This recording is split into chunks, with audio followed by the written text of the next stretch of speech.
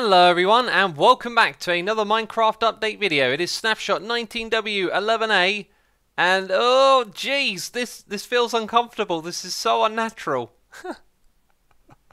Look at that. Why does that look so weird, hey? Yes, bugs. Bugs are a thing inside of this game. Snapshots are supposed to be squashing them. But I got really excited when I fired up this snapshot because we have two new blocks that are now craftable. Let's start off with the smithing table. It has a recipe, and so does the fletching table as well. And those are the recipes. So, crafting bench with either iron or flint on top of it. Pretty cool. But then, I placed down these blocks to check out what their GUIs were like. No GUI yet. I had to head over to the Minecraft website to see what was going on here. And so here it is, Minecraft.net. We are looking at the patch notes for Snapshot 19W11. And it says, it's a Wednesday, my dudes. Today's snapshot marks the Village and Pillage update as for the most part, feature complete. We're still planning to do a big polish pass. There may be some small features snuck in here or there, but ultimately it's bug fixing from here on out and we're hoping for a release quite soon. We've heard them say that before. That could mean a month to 2 months really. But if we scroll down here and check out the smithing and fletching tables, you'll see that it says we've decided not to add functionality for these blocks in this update as we want to make sure they're useful for the overall gameplay. We have a great idea for them in the next major themed update. So the big change in this snapshot is the new villager trading system, and if you've been watching my snapshot videos, you might be aware that the Bedrock edition of the game has been a little ahead of Java, and we've seen some of the things already that I'm about to show you. For example, if I hold some emeralds in my hand, there is now a visual trading system where these villagers will show you what it is they're going to trade for that item, and this guy is actually cycling through some of the different options available for emeralds. Now, if I go ahead and spawn a villager, it's going to be a nitwit by default. It's not going to have any trades, and then it might just go ahead and give itself a new profession because these villagers can change profession now. They also have scheduled tasks in the village, and this stuff is pretty tricky to determine when just looking at the game and trying to make observations, right? But I've been able to summon in some villagers and learn some things about them. So for some reason, the villagers spawn inside of the composters here next to the crops, and they are the farmer villagers. In fact, if I put down a composter and then summon a villager inside of it, it will change its profession to a farmer. I'm not sure if it's intentional they stand inside of here. And as we interact with this farmer, you can see that it has some changes to the GUI. There is now this up the top here, a XP bar and a rank name. This one is Novice, the next one is Apprentice, then Journeyman, Expert and Master. And again, if you've been watching the snapshot videos, you may remember that the villagers now have like a little emblem on their belt that levels up with this. It's going to be a bit tricky to see this one because he's standing inside of the composter, but we can do the trades, and to no surprise when we do them, you can see the XP meter is going to fill up. So first of all, it gives us a little indicator, and then it actually fills it up. So that's what it actually has, and this is what it will have if you do that trade. So it's locked out the trade before we can level it all the way up, and that seems to be a common thing with each level. So then we have another one right here, and we can use this to level up. And if we keep doing the trade, it will lock that one out. Now, I'm yet to see any of these trades refresh at all. This guy is just trying to get in my face while I'm recording the video here, right? It does say on the website, though, that the villagers will restock up to 2 times per day, and they can do this at their workstation. So I'm assuming the farmer's workstation is the composter. And it also says that trading prices will depend on your reputation and demand. I'm yet to really see these trading prices fluctuate too much. Now the trades do vary a little bit at each level. This is the first time I'm actually seeing pumpkins, so we're going to do that trade and max it out, and then we're going to do the next one for the pumpkin pie, and that levels this farmer up to the next level. So now the farmer is a journeyman. I've seen this melon and biscuit trade before. As you can see, I've got lots of them in my inventory, and again we're just going to max this out and check out the next level. So this farmer's final trade, instead of Suspicious Stew and Golden Carrot, is actually 2 of them. So I want to trade both of these and find out if they're different from one another. So Suspicious Stew number 1 is broken like the other one, I believe. And number 2 also appears to be broken. So every single one of these that I've tried, something flashes up here for a second, but nothing happens. So it could be that these ones are bugged out, but this would be an amazing trade if it was the same suspicious stew every time. That would make a great reason to collect lots of these farmers and trade with them so you can get the specific stews that you want. Although using a mushroom and a flower might actually be a little bit easier. Time for some experiments. What happens when the sun goes down? We should see some of the villagers sleeping in a bed. And there it is. We have a villager sleeping in the bed. Looks kind of wonky and misaligned. And what are you trying to look at right now? That is rather derpy, isn't it? And these ones that spawned inside of the composters appear to be stuck there. If I break the composter, yeah, it would appear that they're going to go find a bed to sleep in. So another thing mentioned on the website is that these villagers' prices will change based on our reputation and the demand of items. So over here we've got 26, then we have 6, 4 and 4. What I'm going to do is wander around and kill the other villagers and see if that affects my reputation. That I'm pretty sure will do.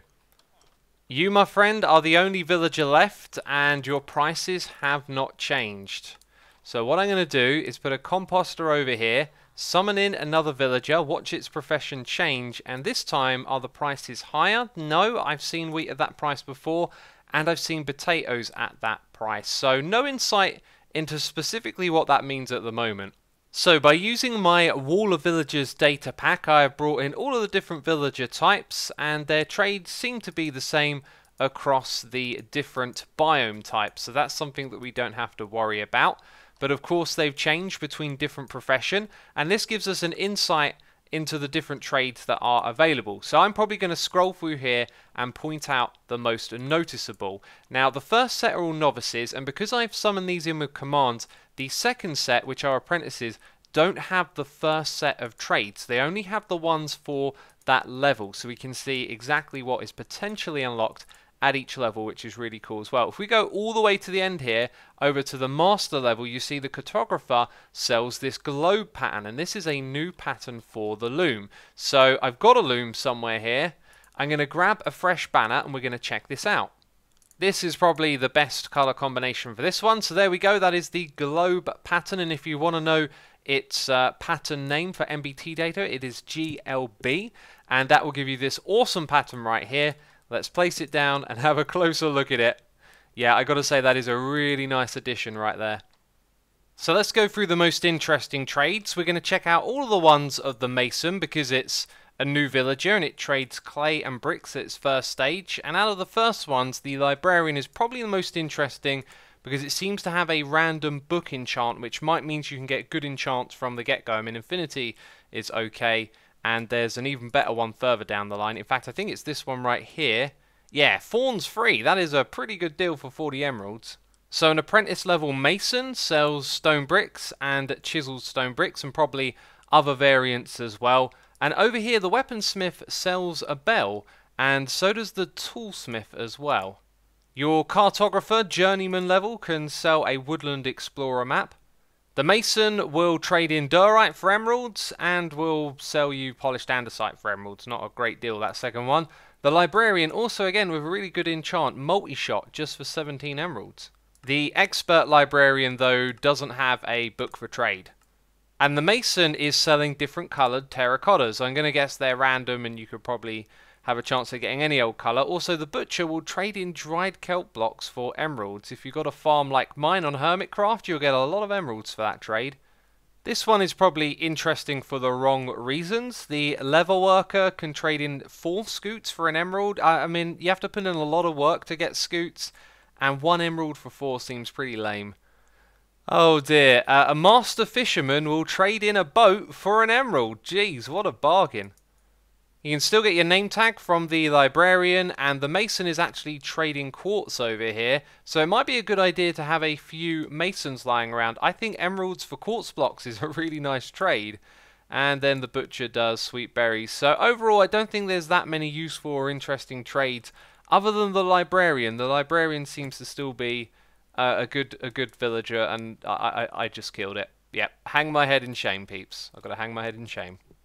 So some of you out there might be wondering about the fate of Iron Golem farms. In 1.14, the community is going to have to come up with some new designs because it says on the website that village detection is now based on beds, job sites, and meeting points instead of doors, which will pretty much break all the designs that we have had so far. It also says that Iron Golems will spawn when enough villagers meet. So future farms will probably trick the villagers into meeting at these sites to create the Iron Golems. This one right here just spawned in with the village. I'm in a fresh village to observe what's going on over here. The website also hints at the different types of blocks pertaining to the different professions of the villager. So when we spawn it in, it's a nitwit, and I put this one in here next to a cauldron and it turned into a leather worker, so that was a success. Then this one over here turned into a cleric, so I'm not sure what that's about.